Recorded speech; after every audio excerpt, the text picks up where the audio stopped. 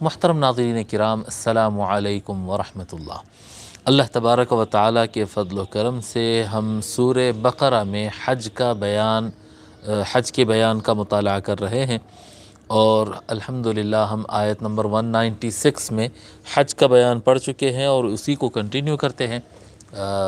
اسی کا تسلسل ہے مزید آگے آیات میں۔ آیت نمبر 197 انشاءاللہ تعالی آج ہم زائد آیتیں پڑھنے کی کوشش کریں گے انشاءاللہ تعالی۔ آئیے شروع کرتے ہیں آیت نمبر 197 سورہ بقرہ۔ اعوذ باللہ من الشیطان الرجیم، بسم اللہ الرحمن الرحیم۔ الحج اشہر معلومات فمن فرض فیہن الحج فلا رفث ولا فسوق ولا جدال فی الحج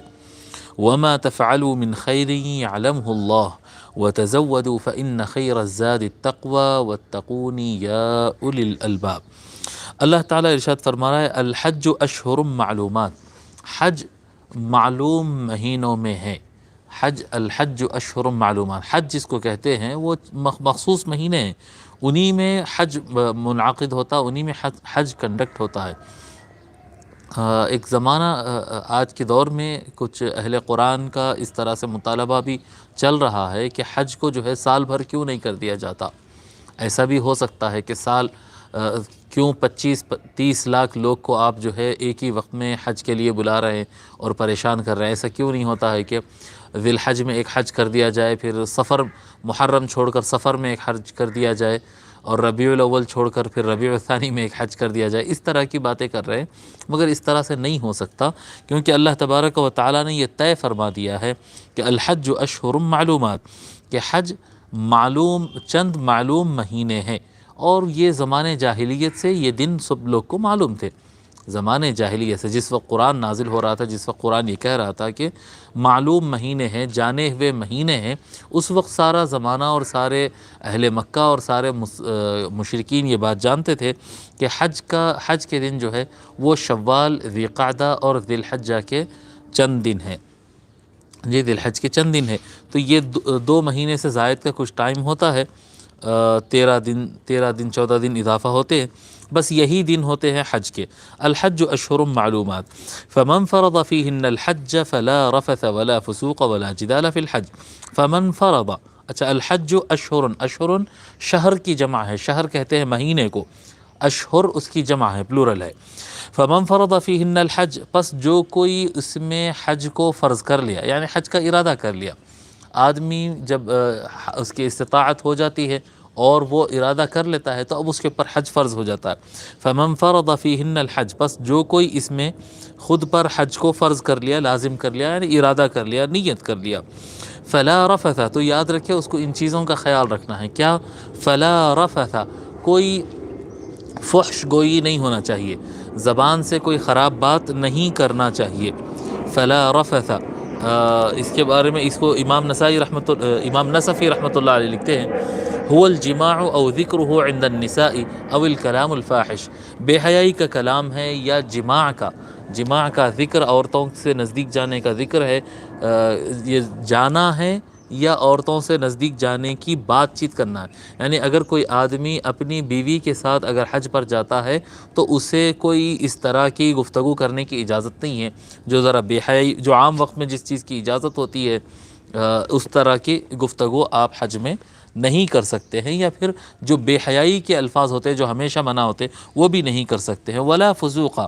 اور فسق کی گفتگو بھی نہیں کر سکتے۔ فسق کیا ہے صاحب؟ ایک تو گناہ کو فسق کہیں گے، دوسرا حدیث شریف میں آیا سباب المسلمی فسوق، آقا صلی اللہ علیہ وآلہ وسلم فرماتے ہیں، غالباً بخاری شریف کی روایت ہے، کہ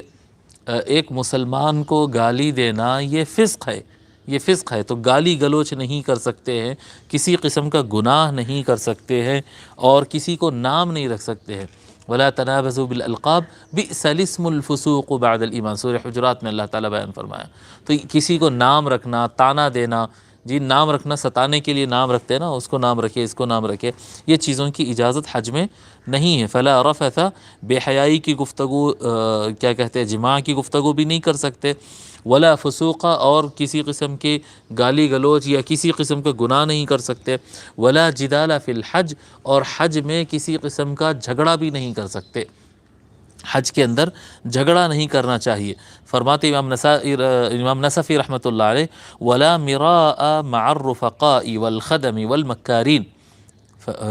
وانما امر باجتناب ذلك وهو واجب الاجتناب۔ فرماتے ہیں نہ ساتھیوں کے ساتھ جھگڑا کرنا، نہ نوکروں کو ڈانٹ ڈپٹ سختی کے ساتھ کرنا، نہ مکار لوگ جیسا اب مسافر جب باہر سے لوگ آتے ہیں، کسی کو زبان کا پرابلم ہوتا، کسی کو رستوں کا پرابلم ہوتا، لوگ کو پرائزز نہیں معلوم ہوتے، تو ایسے ٹائم پہ جو بدماش لوگ رہتے ہیں وہ اپنے چھوٹے چھوٹے منفعات 5-10 روپئے 20 روپئے 50 روپئے ایسے جو ہے وہ مارجن رکھ کر اونچ نیچ کرتے ہیں، دھوکہ دے دیتے ہیں، پیسے کھا دیتے ہیں۔ اب مارکیٹ میں حاجی صاحب جو ہے لڑتے کھڑے ہیں، چیخ رہے ہیں، پکار رہے ہیں، جھگڑا کر رہے ہیں، نہیں ایسا نہیں کرنا، جدال درگزر اور عفو اور نرمی کے ساتھ راستہ اختیار کرنا، اور کیا کہتے ہیں ان لڑائی جھگڑوں کو ٹال دینا۔ اللہ تبارک و تعالیٰ فرماتا ہے فلا رفث، نہ جماع کرنا، نہ اس کی گفتگو کرنا، ولا فسوقہ، کوئی گناہ کی حرکت نہیں کرنا، ولا جدالہ، کسی قسم کی زبانی جھگڑا بھی نہیں کرنا ہے، ہوتا ہے فی الحج، حج کے موقع پر۔ وما تفعلوا من خیر یعلمہ اللہ، اور جو کچھ وما تفعلوا، اور جو کچھ تم عمل کرتے ہو، من خیر، اچھائی میں سے، من سے ہے نا خیر، من خیر، خیر میں سے، یعلمہ اللہ، اللہ تبارک و تعالی اسے جانتا ہے۔ اللہ تبارک و تعالی جو کچھ تم اچھائی کرتے ہو، یعنی کیا کہتے ہیں بے حیائی کی یا جماع کی گفتگو سے خود کو پرہیز کرتے ہو، کنٹرول کرتے ہو، کسی قسم کا گناہ نہیں کرتے ہو، اگر کوئی تکلیف بھی پہنچاتا ہے تب بھی اس سے جھگڑا نہیں کرتے ہو، یہ جو اعمال ہوتے ہیں، یہ اعمال تو ویسے تو کیا کہتے ہیں جھگڑا کرنا، گالی گلوچ کرنا، بے حیائی کی گفتگو کرنا، یہ چیزیں تو عام اوقات میں بھی منع ہے، لیکن جب بندہ حج میں جائے تو یہ اور سختی سے منع ہو جاتا ہے، بالکل اسی طرح سے جس طرح سے سونا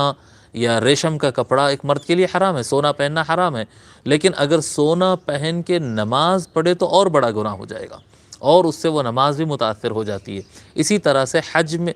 کیا کہتے ہیں جھگڑا کرنا، گالی گلوچ کرنا، یہ عام اوقات میں بھی منع ہے، لیکن اگر حج کے موقع پر کیا جائے تو یہ زیادہ بڑا گناہ ہو جائے گا، لہذا اس سے رکنا واجب ہے۔ اگر ایسا نہیں کریں گے تو اس سے حج متاثر ہوگا، اور اگر اس سے کوئی بچتا ہے، جی یہ کام ویسے بھی تو ہمیشہ ہی نہیں کرنا ہے، لیکن ان دنوں میں جب ان چیزوں سے بچتا ہے، کیونکہ ہوتا کیا ہے کہ آدمی سفر میں رہتا ہے، اور سفر میں انسان کو کثرت سے تھکان ہوتی ہے، اور اس کو آگے کے راستوں سے اور قیمتوں سے اور زبانوں سے جو ہے فرق ہوتا ہے، تو اس کے دماغ کے اوپر ایک پریشر رہتا ہے، پہلے جسمانی تھکان ہوتا ہے، پھر ذہنی تھکان ہوتی ہے۔ اگر اس میں کوئی کچھ دھوکہ دے کر چلے جائے، یا کوئی آپ کا خیال نہ کرے اور بیگ آپ کی طرف ڈال دے اور آپ کے اوپر لوڈ ڈال دے، آپ کا ساتھی ہے لیکن آپ کو تنگ کر رہا ہے، کھانا کھا کر وہ بل نہیں ادا کرتا ہے اور آپ کے اوپر خرچہ ڈال دیتا ہے، اس طرح کے جب معاملات ہوتے ہیں تو آدمی کے اندر چھڑچھڑاہٹ پن، غصہ، اس طرح کی چیز زیادہ ہوتی ہے۔ اگر ان اوقات میں اس چیز کو زیادہ اچھے طریقے سے کنٹرول کرے، اور انسان ویسے کنٹرول کرنا واجب ہے، اگر کنٹرول کر لیتا ہے تو اللہ تبارک و تعالی فرماتا ہے یہ عمل خیر ہے۔ گالی نہیں دیا، گالی دینا تو گناہ تھا، گالی سے خود کو روک کے رکھا، اس پر بھی اللہ تبارک و تعالی الگ سے ثواب عطا فرمائے گا۔ وما تفعلوا من خیر یعلمہ اللہ، جو کچھ تم خیر کا کام کرتے ہو اللہ تبارک و تعالی اسے جانتا ہے۔ وتزودوا فإن خیر الزاد التقوى، وتزودوا، زاد عربی زبان میں کہتے ہیں توشے کو، توشہ کہتے ہیں نا، ٹفن ہوتا ہے، آدمی جاب پر جاتا ہے یا کالج پر جاتا ہے تو ساتھ میں کھانا جو لے کر جاتا ہے، اتنا روٹ ہے، 8 گھنٹے کا میری ٹرپ ہے، 8 گھنٹے میں 1 ٹائم کا کھانا، 2 ٹائم کا کھانا، جتنا کھانا لگتا ہے وہ رکھ لے کر لے جاتا ہے، جب کھانے کا ٹائم آتا ہے تو کھا لیتا ہے، یہ ٹفن ہے۔ وتزودوا، اللہ تعالیٰ فرما رہا ہے اپنے توشے کا انتظام کر لو، یعنی کھانے پینے کے لیے جو اخراجات ہوتے ہیں، جو کھانے کی چیزیں لگتی ہیں وہ ساتھ میں رکھ لینا۔ وتزودوا فإن خیر الزاد التقوى، وتزودوا، اور توشے کا انتظام کر لو۔ حضرت بحر العلوم رحمۃ اللہ علیہ لکھتے ہیں کہ کیا کہتے ہیں جو لوگ توشے کا انتظام نہیں کرتے وہ وہاں پر جانے کے بعد لوگ کو پریشان کرتے ہیں۔ فرماتے ہیں کہ ایسا نہ کرو کہ حج کو نکلو اور تمام لوگوں سے بھیک مانگ مانگ کر ان کا ناطقہ تنگ کر دو، لوگ کو پریشان نہیں کرنا کہ اپنا انتظام نہیں کر کے نہیں نکلے، اور وہاں پر کوئی کھا رہا ہے آپ اس کے ساتھ جا کر بیٹھ کر کھا لیں، کسی سے مانگ لے، کسی سے مدد نہیں، ایسا نہیں۔ ایسا نہیں، کیا کہ لڑائی جھگڑا نہیں کرنا، بری بات نہیں کرنا، اور اپنے کام خود کر لینا، اور اپنے کھانے پینے کا انتظام خود کر لینا، اہل مکہ پر بوجھ نہیں بننا، اپنے ساتھی مسافرین اور ساتھی حجاج کے اوپر بوجھ نہیں بننا، یہ حج کے آداب میں سے ہے،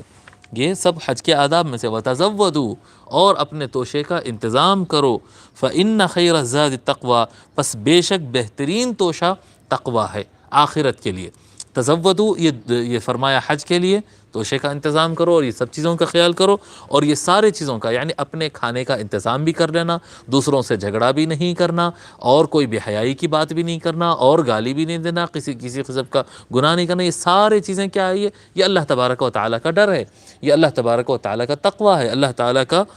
کے حکم کا لحاظ ہے۔